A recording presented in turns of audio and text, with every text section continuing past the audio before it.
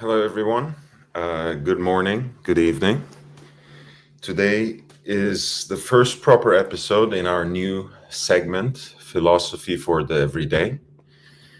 We have begun yesterday to talk about the topic in a more general way. Today, we are going to work our way through the introduction of Pierre Hadot's What is Ancient Philosophy? I want to begin on a somber note. Today is April 24th, which is commemorated as the Armenian Genocide Memorial Day. And I think today, more than ever, with the kinds of massacres going on in our world, all over the world, and not only in Ukraine, the kind of prejudice, discrimination, and hate that targets various communities around the world, dispossesses them, dislocates them, produces them as targets of hateful attacks. I think it behooves us to remember the lives lost and destroyed at the end of the Ottoman Empire by the Young Turk government in a calculated plan that specifically targeted Armenians, but other Christians and other minorities of the empire as well.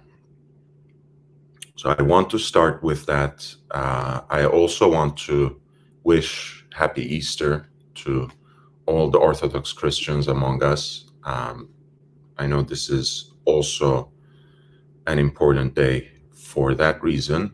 And hopefully, again, the important thing is for us to find a balance between the joy, the continuous joy, the indestructible joy we have for life as human beings, and our ability to turn to the past and learn from it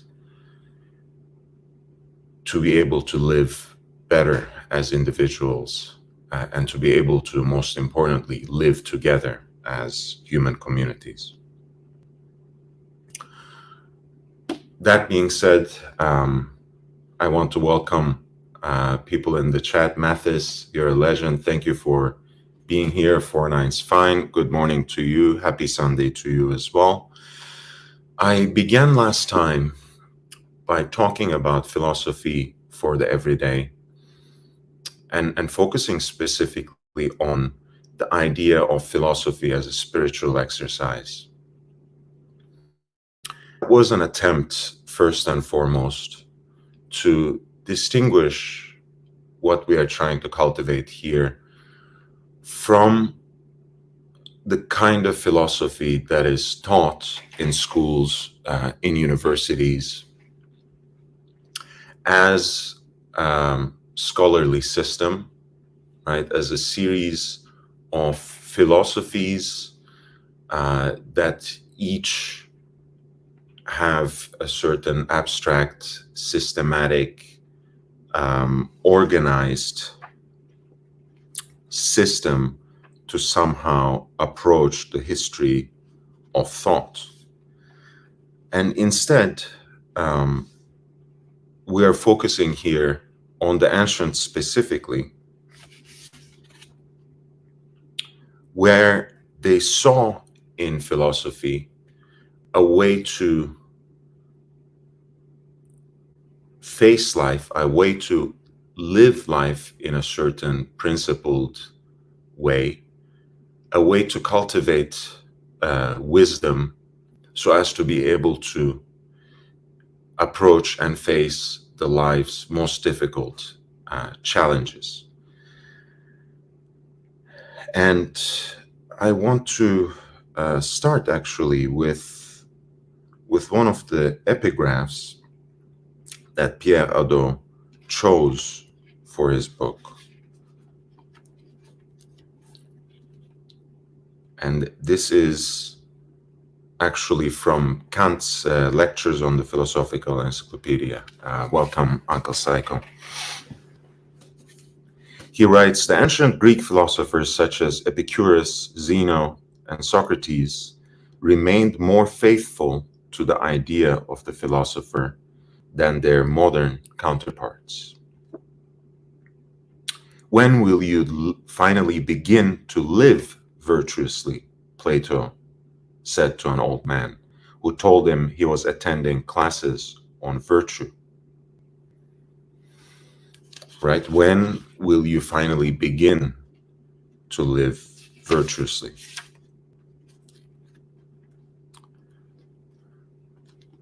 The idea is, again, we're not just studying to reach this abstract level of wisdom, after which we will start integrating our lessons and apply them to our daily life.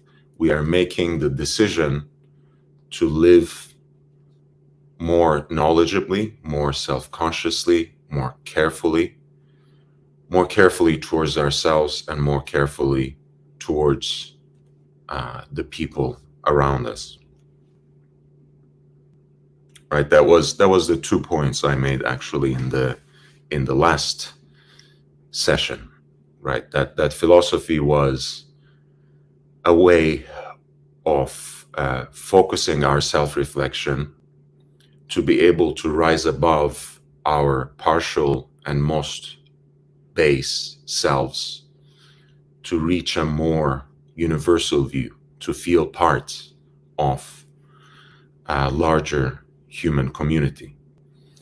And that is, of course, counterbalanced by the simple knowledge that we cannot be there for others, we cannot make ourselves available to others, that we cannot care for others unless we care for ourselves, unless we take care of our mind and spirit along with our body. Good morning, Patricia.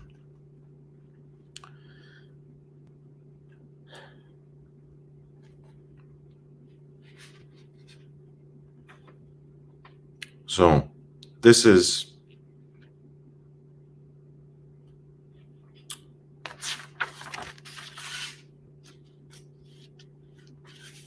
the kind of understanding of philosophy that we are trying to cultivate against precisely this scholarly vision. This is page 3 of What is Ancient Philosophy by Pierre Hadot.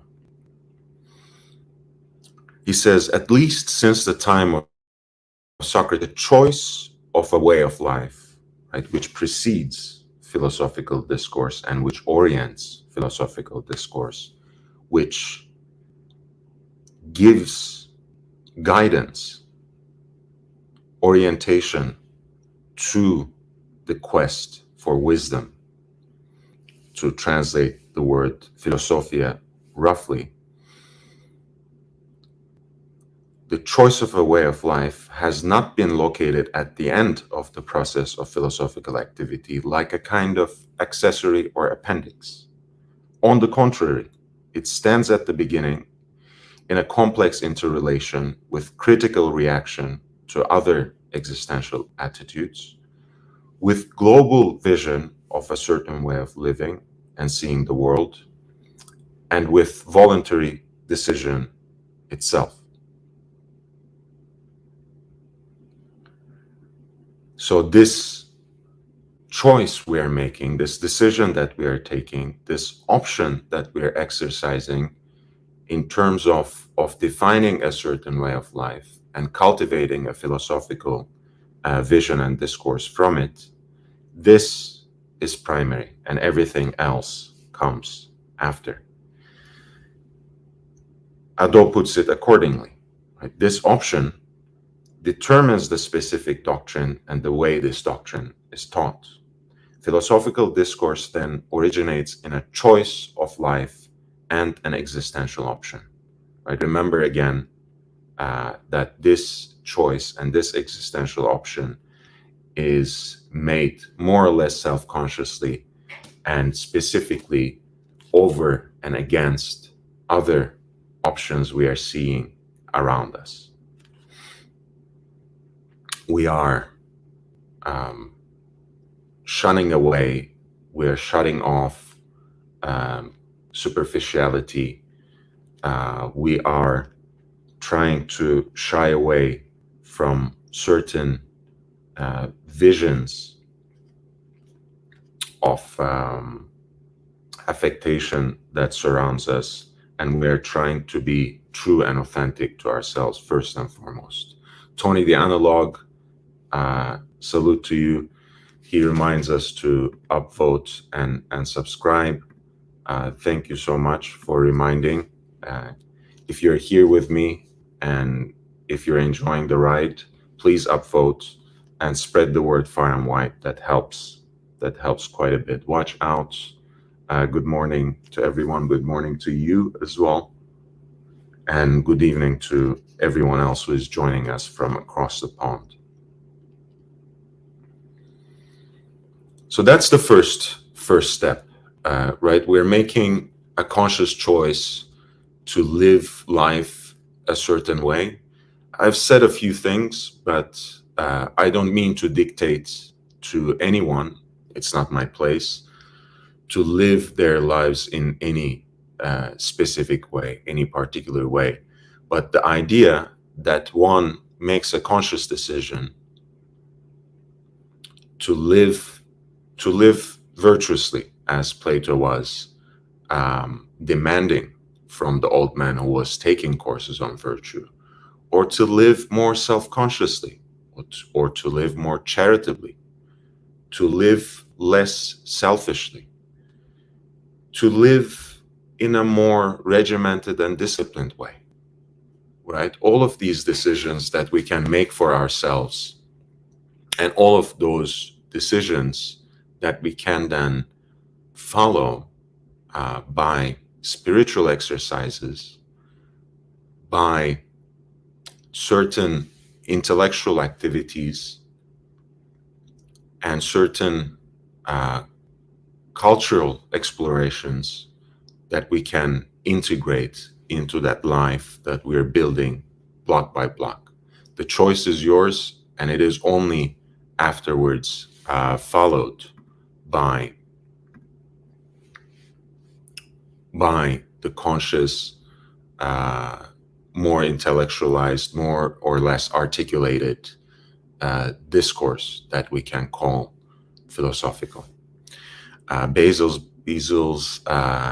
hello to you, and hello to everyone. Angelic Slayer, good morning. Good morning to you as well from Melbourne. It must be early there, right? If I'm not mistaken. But or quite late, one or the other. I'm losing my sense of orientation. So the choice we make about ourselves and about our life precedes any regimented intellectual activity that we will take about it, but that intellectual activity, that quest for wisdom, being already shaped by the conscious decision that we make about ourselves, about our lives, is going to then come back to us to ingrain in ourselves a number of principles, a number of fundamental reminders, what might be in another language and in another kind of mindful discourse be called mantras, right? We will return to this, especially when we are reading Epictetus and Marcus Aurelius in and of themselves. But basically, again, I will return to one of the epigraphs that Pierre Hadot chose for his book, And this is actually not from an ancient philosopher, and I find it illustrative for that reason. It's from Montaigne's essays, right? And this is the essay on experience, and it's really beautiful because it kind of illustrates sometimes the place the mental place we find ourselves in after a long day, where we felt absolutely uh, exhausted, but also fell short of all the goals that we set for ourselves. I did nothing today, Montaigne writes. What? Did you not live?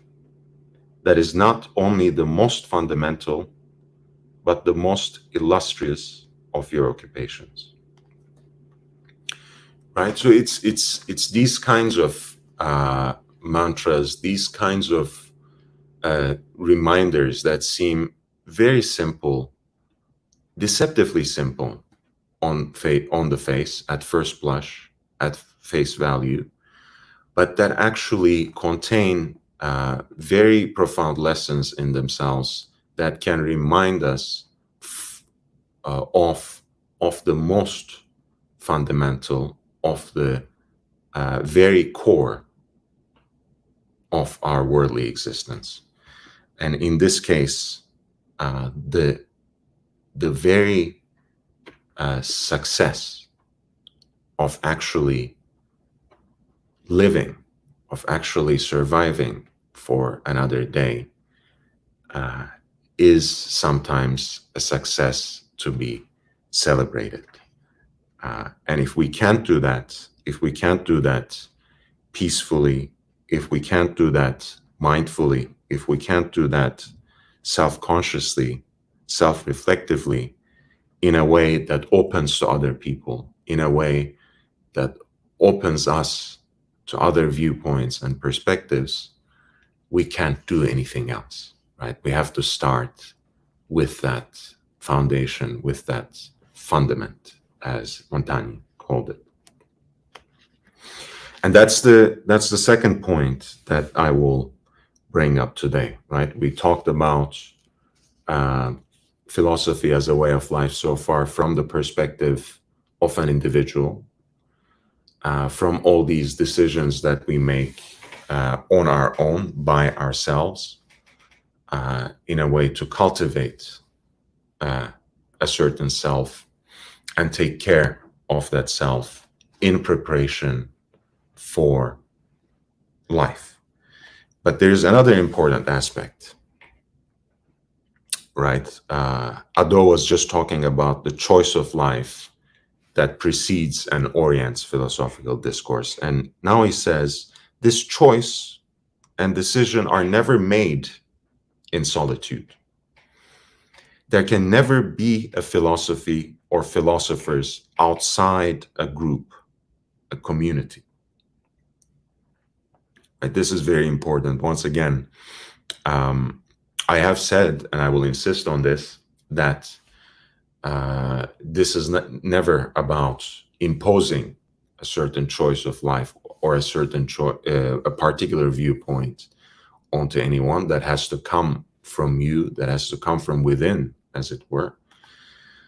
But to be able to actually cultivate that life decision, cultivate that choice as a perspective on life, one needs a community, one needs a collective, one needs a group, right? That actually looks out for each other, that cares for each other, and that reminds one another of the core principles that orient that particular way of life. So as much as you are taking care of yourself, as much as you are trying to live carefully, responsibly,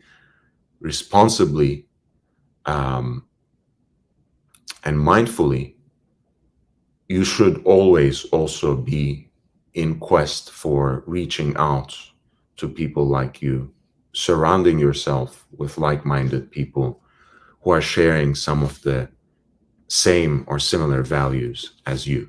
Thomas, thank you, all the way from Denmark. Self-improvement, that's what we are all aiming for.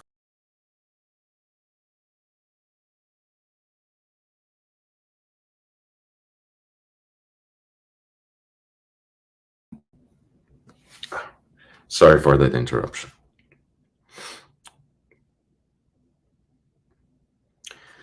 The philosophical community thus corresponds above all to the choice of a certain way of life, an existential option which demands from the individual a total change of lifestyle, a conversion of one's entire being, and ultimately a certain desire to be and to live in a certain way. So again, I would probably, from my personal standpoint, mitigate this a little bit.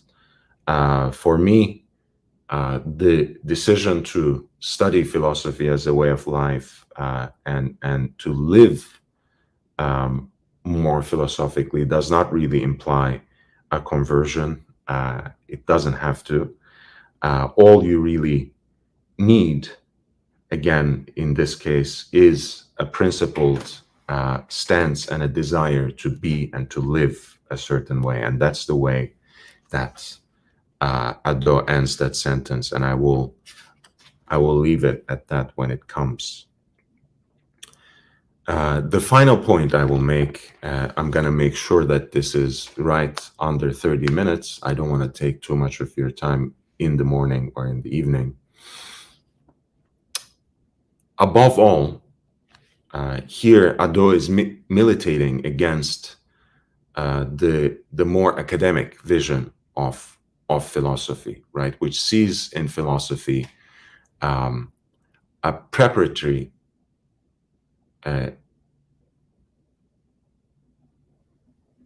exercise for wisdom, right? So he says we will not be concerned with opposing, on the one hand, philosophy as a theoretical philosophical discourse, and on the other, wisdom as the silent way of life, which is practiced from the moment in which discourse achieves its completion and perfection. Again, the choice that you make for yourself and the decision you make to live your life a certain way precedes any sort of theoretical or philosophical discourse that comes after.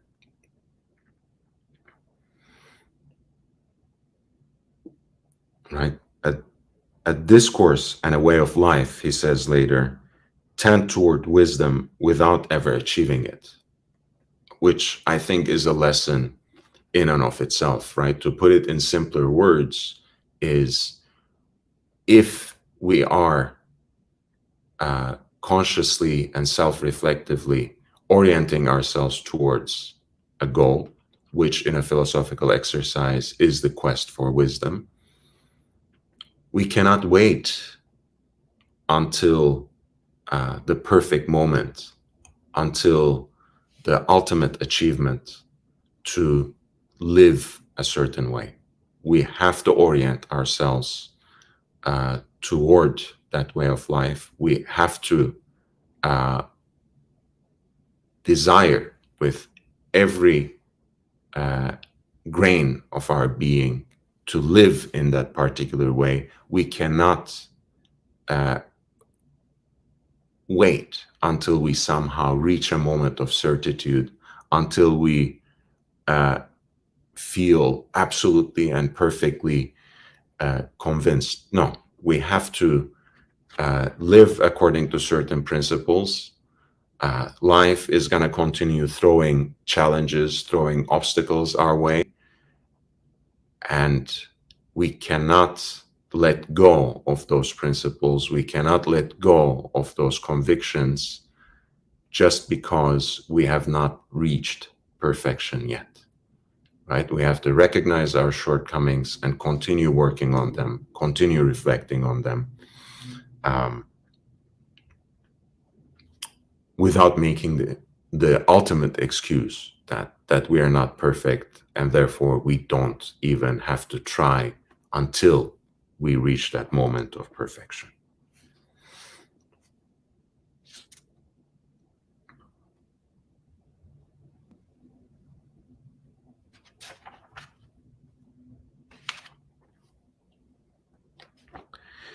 And finally, I will close with Hadot's definition of spiritual exercise, right, which refuses to oppose and separate philosophy as a way of life from philosophical discourse that is somehow external to that way of life.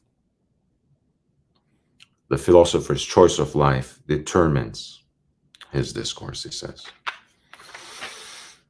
And spiritual exercise is how he defines this particular practice of philosophy that he learns from the ancients. And he defines it in this particular way. By this term, I mean practices which could be physical, as in dietary regimes, or discursive, as in dialogue and meditation, or intuitive, as in contemplation, but which were all intended to effect a modification and a transformation in the subject who practiced them. Right? They can be physical, such as, for example, fasting for certain days. It can be discursive, as in engaging in conversation with others on a particular topic or oriented around a specific theme. Or it can be intuitive, in a way, self-enclosed in this sense, as in contemplating silently on our own. But all of this has to have some sort of intention to change something about ourselves, to affect a change in our sense and experience of being in this world.